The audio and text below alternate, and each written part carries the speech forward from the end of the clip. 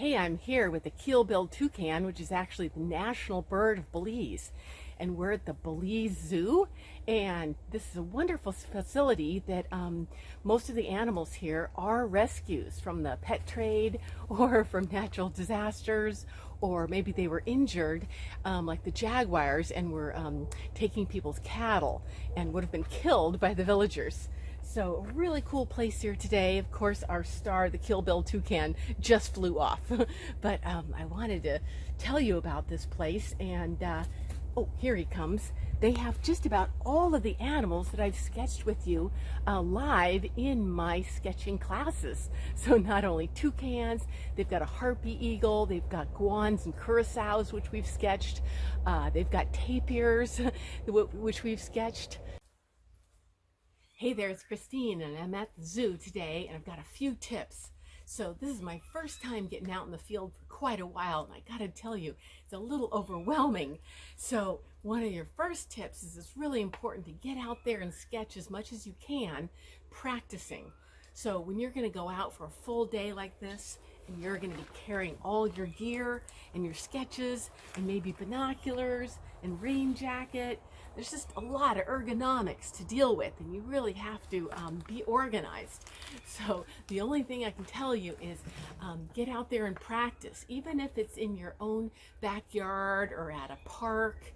Just have all the gear you plan to be with in the field and really use it. Don't just go out there for 10 minutes and see if it works, because you're gonna learn as you go and realize what materials you really like best and what you don't.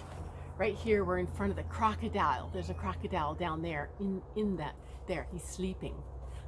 Anyway, so that's what I say, practice before.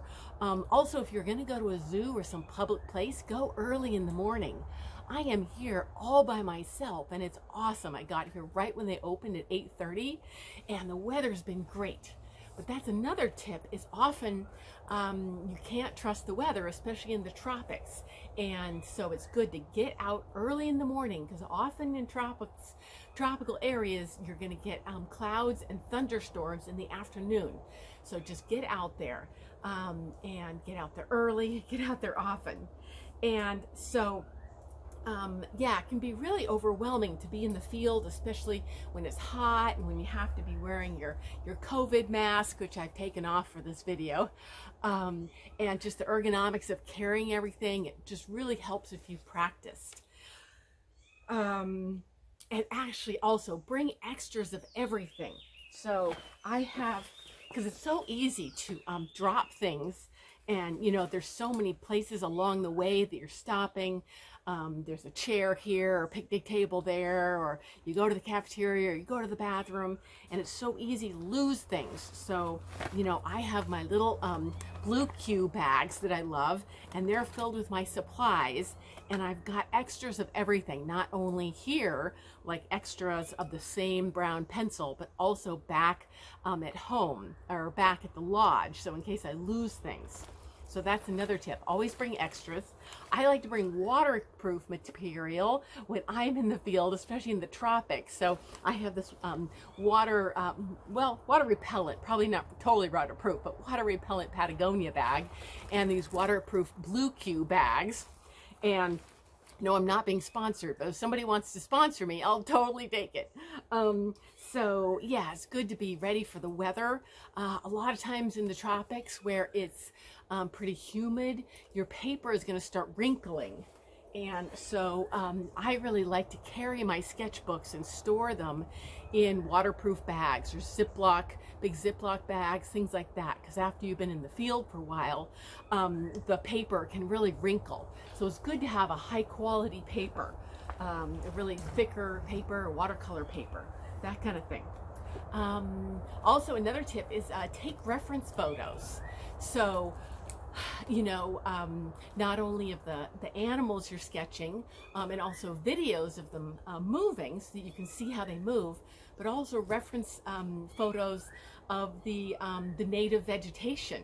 Here we're in a really cool native habitat, and there's all sorts of lianas and orchids and bamboos and bromeliads.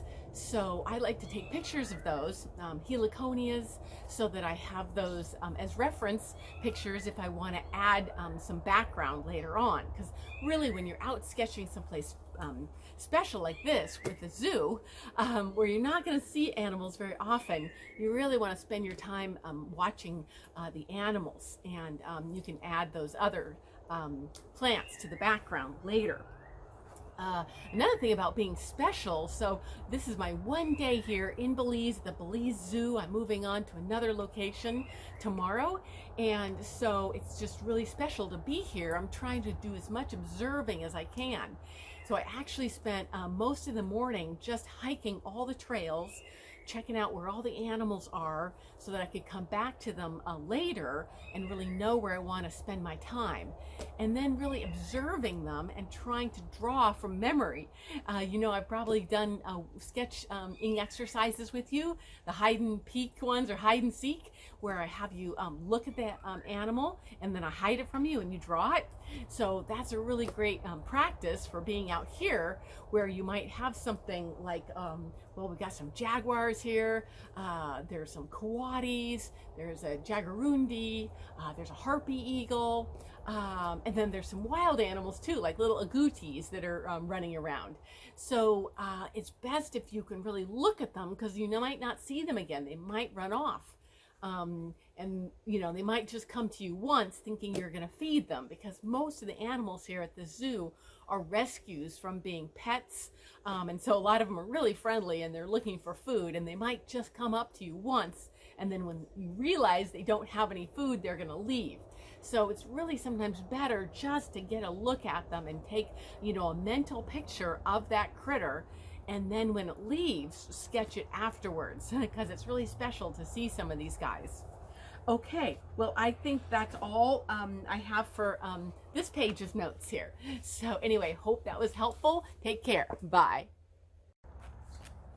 Well, hey, I'm checking in one more time from the Belize Zoo, and it's been an amazing day here. I was just about the only person, and it was clear blue sky almost all day, and it was a little bit overwhelming, and there were so many cool animals and so many trails. I kept getting lost, but I took lots of notes. I didn't get as much sketching done as I wanted to. I took a lot of photos and a lot of videos and a lot of notes. But my two new favorite critters are collared peccaries, which I am going to be doing a sketching workshop on in February, end of February. But my main new best favorite new animal are tapirs. These guys are adorable, and they have a whole family of tapirs here, and just like all the other animals here, they were rescued, and then two of the rescues got romantic, and they had several more babies who've grown up here, and they are so friendly. They're almost too friendly. It's hard to get a picture of them not close up, because they want to come right up to you. But I was sketching a whole bunch of them. There's Natividad and Fuego, and there's Machismo and Sparks, and they're many of them are related, and they're super cute. And this one I just finished up. He was eating a dinner of peanuts. So it's been a great day here. I hope you can join me someday at the Belize Zoo.